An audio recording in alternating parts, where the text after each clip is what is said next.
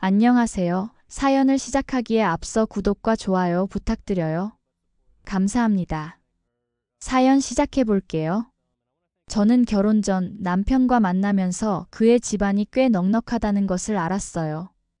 시어머니는 쇼핑을 자주 즐기는 분이었고, 시아버지는 크게 사업을 하시는 분이셨죠. 그들의 아들인 제 남편 역시 좋은 대학을 나와 안정적인 직장에 다니고 있었습니다. 제가 그런 조건만 보고 결혼한 것은 아니었지만 솔직히 그런 부분도 마음에 들었어요. 결혼식은 화려했습니다. 호텔 웨딩홀에서 진행된 예식에는 500명이 넘는 하객이 참석했고 신혼여행도 다녀왔어요. 돌아와서는 시부모님이 미리 마련해 두신 아파트에서 신혼을 시작했죠. 남편은 자상했고 저는 행복했습니다. 신혼 초에는 둘이서 여행도 많이 다니고 취미 생활도 함께하며 즐겁게 지냈어요. 그런데 결혼 1년이 지나도 아이가 생기지 않았습니다. 처음에는 저도 남편도 크게 신경 쓰지 않았어요. 자연스럽게 생기겠지라는 생각이었죠.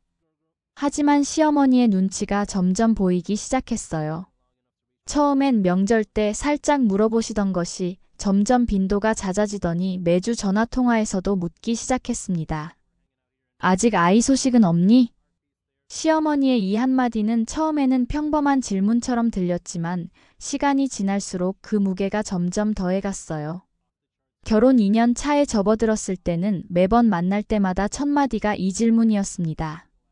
시어머니는 점심 식사 자리에서 저를 유심히 바라보며 물으셨어요. 요즘 얼굴색이 안 좋네.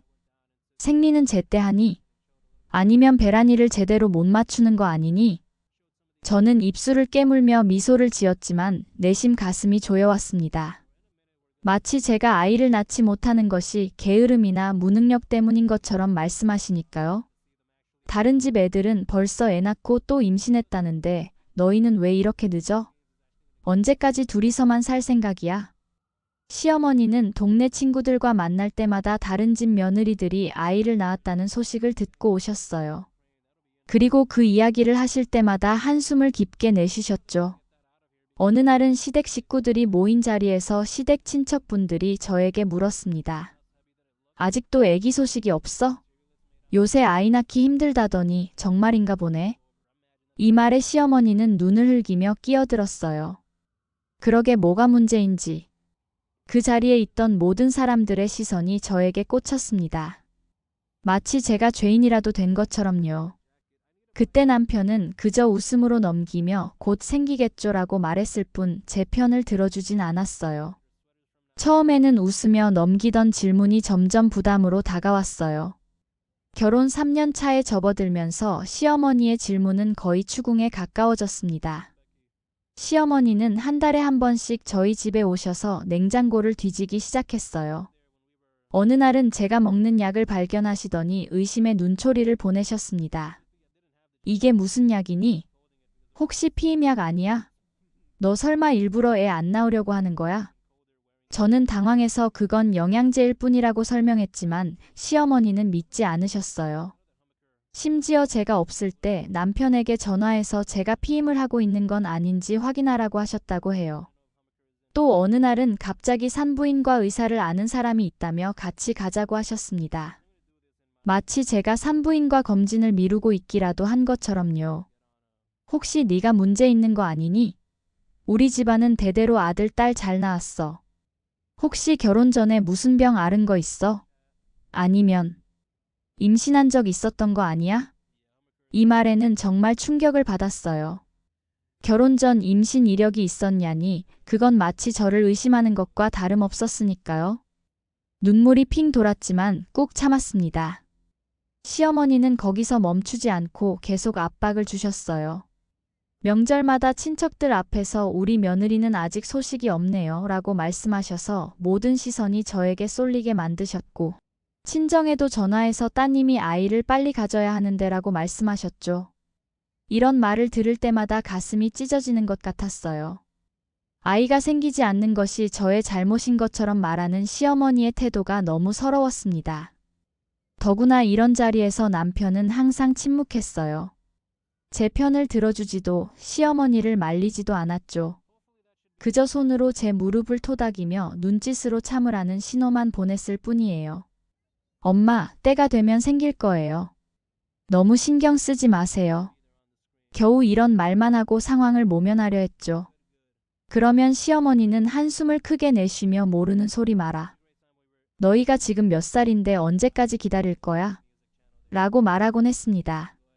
한편으로는 저도 불안했어요. 정말 제게 문제가 있는 건 아닐까 하는 생각도 들었습니다. 매달 생리를 할 때마다 눈물이 나왔어요. 화장실에 앉아 붉은 피를 보며 혼자 흐느끼던 날들이 몇 번이었는지. 남편과의 관계도 조금씩 틀어지기 시작했습니다. 배란일에 맞춰 관계를 가지는 것이 마치 의무처럼 느껴졌고 그럴수록 스트레스는 더 쌓여갔어요. 결혼 4년 차가 되었을 때는 상황이 더욱 악화되었어요. 시어머니는 이제 주변 사람들에게 공공연하게 우리 며느리가 몸에 문제가 있는 것 같다고 말하기 시작했습니다. 한 번은 제 친정 어머니에게까지 전화해서 따님이 병원에 가보는 게 좋겠다고 말씀하셨다고 해요. 친정 어머니는 그 말을 전해주시며 많이 속상해하셨죠. 그뿐만이 아니었어요. 시어머니는 무속인을 찾아가 점을 봤다며 저에게 부적을 가져다 주셨습니다. 저는 속으로 한숨을 쉬었지만 시어머니의 기분을 상하게 하지 않기 위해 고맙다고 말했어요. 그날 밤 남편은 그 부적을 보더니 웃음을 참지 못했습니다. 그런 거 다 미신이야. 신경 쓰지 마. 그런 말을 하면서도 정작 자신은 어떤 노력도 하지 않았어요. 아이가 생기지 않는 문제에 대해서는 항상 때가 되면 생길 거야 라는 말만 반복했죠. 더 이상 이렇게 지낼 수 없겠다는 생각이 들었습니다. 어느 날 저녁 용기를 내어 남편에게 말했어요. 여보, 이제 우리 병원에 가봐야 할 것 같아. 어머님도 날이 갈수록 더 심해지시고 내가 너무 힘들어. 목소리가 떨리고 눈물이 날 것 같아 겨우 말을 이을 수 있었습니다. 같이 병원에 가서 검사를 받아보는 게 어떨까? 둘 다 문제가 없다면 다행이고 혹시 문제가 있다면 빨리 치료를 시작하는 게 좋을 것 같아. 그런데 남편의 반응은 예상 밖이었습니다. 얼굴색이 순간 변하더니 불편한 표정을 지었어요. 나는 괜찮아. 내가 무슨 문제가 있겠어? 네가 먼저 가서 검사해봐. 남편의 단호한 어조에 깜짝 놀랐어요.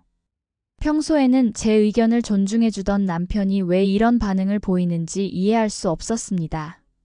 왜 나만 가야 하는데? 임신은 둘이 하는 건데 검사도 같이 받아야 하지 않을까?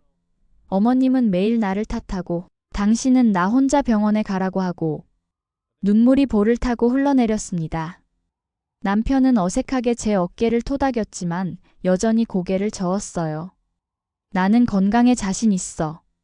대학 때도 건강검진에서 항상 이상 없다고 나왔고 네가 먼저 가서 확인해봐. 네가 괜찮다면 그때 내가 갈게. 그 말에 더 서러워졌습니다. 마치 모든 책임을 제게 떠넘기는 것 같았거든요. 시어머니의 모진 말들이 다시 떠올랐고 그런 말을 들을 때마다 침묵하던 남편의 모습도 생각났습니다. 남편의 고집은 쉽게 꺾이지 않았어요. 하지만 저는 포기하지 않았습니다.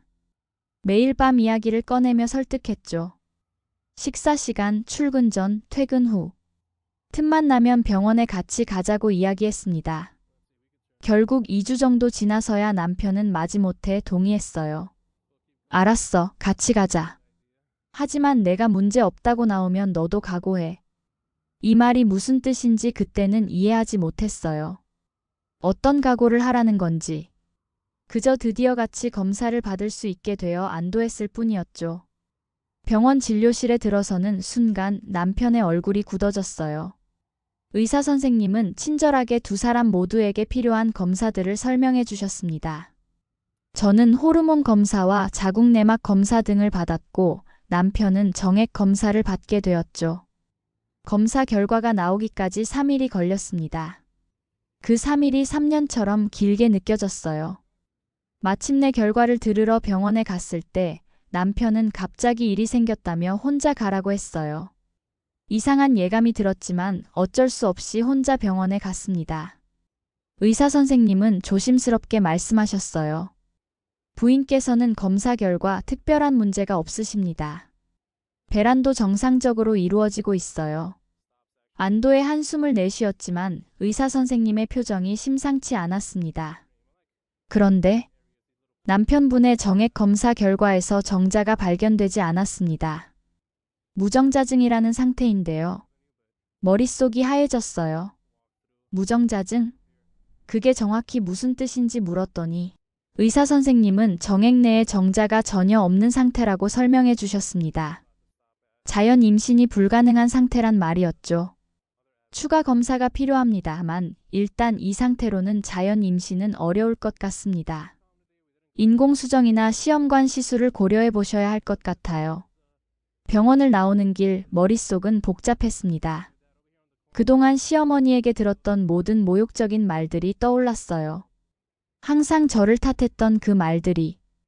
그리고 그때까지만 해도 남편이 왜 검사받기를 그렇게 꺼렸는지도 이해가 됐습니다. 자신의 자존심이 상할까봐 두려웠던 거라고 생각했죠. 그날 남편에게 검사 결과를 알려주려고 시댁에 갔어요. 시어머니가 그동안 저를 얼마나 심하게 몰아붙였는지, 그리고 이제 원인이 밝혀졌으니 그만 저를 탓했으면 좋겠다고 말하려고 했죠. 예상치 못하게도 시댁 현관에 낯선 여자의 구두가 놓여 있었습니다. 조심스럽게 거실로 들어가자 시어머니와 20대 후반으로 보이는 여자가 다정히 이야기를 나누고 있었어요. 그런데 그 여자의 배가 분명히 임신한 상태였습니다. 어머님, 저 왔어요. 시어머니는 제 목소리에 놀라 돌아봤어요. 그리고 당황한 표정으로 자리에서 일어났습니다. 너, 갑자기 여긴 웬일이니? 누구세요? 저는 그 여자에게 물었어요. 시어머니가 대신 대답했습니다. 시어머니는 갑자기 표정을 바꾸더니 그 여자의 손을 잡았어요. 사실 이렇게 된 거 어쩔 수 없어. 곧 이혼시킬 테니까 우리 손주 잘 낳아주거라. 순간 귀를 의심했어요. 이혼? 손주? 잠깐만요. 이 여자분이 남편의 아이를 임신했다는 거예요? 시어머니는 당당하게 대답했습니다. 그렇다. 이제 너만 이혼해주면 돼. 우리 아들이 아이를 가질 수 있다는 걸 이 아이가 증명해줬잖아.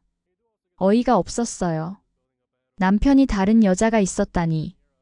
배신감에 분노할 겨를도 없이 또 남편은 무정자증인데 어떻게 이 여자가 남편의 아이를 임신할 수 있다는 건지.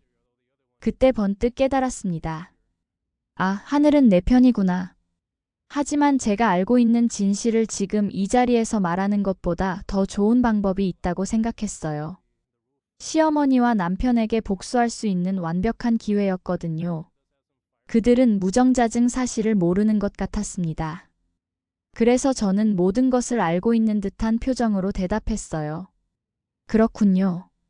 그러니까 이 여자와 남편이 불륜관계이고 이 여자가 남편의 아이를 가졌다는 말이죠? 알겠습니다.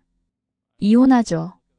시어머니는 제가 너무 쉽게 이혼에 동의하자 의아한 표정을 지었어요. 아마 더 심한 저항을 예상했을 테니까요. 그날 저녁 남편에게 전화했습니다. 오늘 시댁에 갔었어. 임신한 여자와 시어머니가 함께 있더라. 이혼해 줄 테니 위자료로 3억 줘. 남편은 잠시 침묵했다가 대답했어요. 알았어. 좋아. 의외로 순순히 응했습니다. 남편이 이렇게 쉽게 동의할 줄은 몰랐어요. 이 집도 내 명의로 돌려줘. 그것도 알았어. 빨리 이혼해주기만 하면 돼. 남편은 정말로 그 여자와 새 출발을 하고 싶었나 봅니다. 결국 우리는 협의 이혼을 했고 약속대로 위자료 3억과 아파트를 제 명의로 받았습니다. 병원 검사 결과에 대해서는 끝까지 말하지 않았어요. 남편도 시어머니도 남편이 무정자증이라는 사실을 모른 채 이혼이 진행됐죠. 이혼 후 저는 그 아이가 태어나는 날만 기다렸어요. 복수심이 가득했거든요. 제가 무정자증 사실을 밝힐 날을 기다리며 그동안 제 인생을 재건했습니다. 부동산 가격이 오르기 시작했고 제가 받은 아파트 값도 덩달아 올랐어요. 위자료로 받은 돈으로 작은 카페도 시작했고 조금씩 안정을 찾아갔습니다. 그리고 마침내 그날이 왔어요. 공통 지인을 통해 남편과 그 여자가 결혼하고 아이가 태어났다는 소식을 들었습니다. 저는 병원에서 받은 남편의 무정자증 검사 결과지를 들고 시댁을 찾아갔어요. 시어머니는 제가 현관에 들어서자 놀란 표정을 지었습니다. 너가 여기 왜 왔어? 이제 우리와는 상관없잖아. 그냥 인사드리러 왔어요. 그리고 이것 좀 보시라고요. 검사 결과지를 내밀었어요. 시어머니는 의심스러운 눈길로 그것을 받아들었습니다. 이게 뭐야? 이혼하기 전에 남편이랑 불임 검사를 받았었는데 이게 남편 결과지예요. 무정자증이라고 하더라고요. 그런데 어떻게 그 여자분은 임신이 가능했던 걸까요? 시어머니의 손이 떨리기 시작했어요. 결과지를 자세히 보더니 얼굴이 하얗게 변했습니다. 이건 분명 뭔가 잘못된 거야. 소리를 지르셨어요. 하지만 의학적 증거 앞에서는 어떤 변명도 통하지 않았겠죠. 집으로 돌아오는 길 전화가 쉴 새 없이 울렸습니다. 전 남편, 시어머니 모두 다급한 목소리였어요. 저는 전화를 받지 않았습니다. 그들의 혼란스러운 목소리를 들을 필요가 없었으니까요. 나중에 알게 된 사실이지만 전 남편은 추가 검사를 받았고 역시 무정자증으로 자연임신이 불가능하다는 결과가 나왔다고 해요. 그리고 유전자 검사 결과 그 아이는 남편의 아이가 아니었습니다. 그 여자는 다른 남자의 아이를 임신한 상태에서 남편을 만났던 거죠. 그날로 그 집은 풍비박산이 났다고 합니다.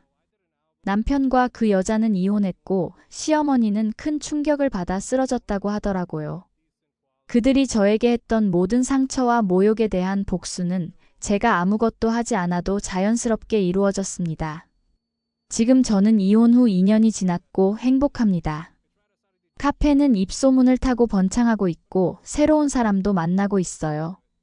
무엇보다 중요한 건 더 이상 누구에게도 죄책감을 느끼지 않는다는 것입니다. 가끔 그때를 떠올리면 씁쓸하기도 하지만 한편으로는 다행이라고 생각해요. 불임인 사실을 떠나 저를 배신한 사람과 평생을 함께 한다는 건 지옥일 테니까요. 전 사람을 너무 쉽게 믿지 않게 되었고 제 권리를 지키는 법도 배웠습니다. 무엇보다 진실은 언젠가 반드시 드러난다는 것을 깨달았어요. 전 운이 정말 좋았던 것 같아요. 제가 그토록 괴로워했던 불임 문제가 나중에는 오히려 저를 구원해 주었으니까요. 때로는 불행해 보이는 일이 나중에 보면 축복이 될 수도 있더라고요. 제 긴 이야기를 끝까지 들어주셔서 감사합니다. 구독과 좋아요, 알림 설정까지 잊지 마세요.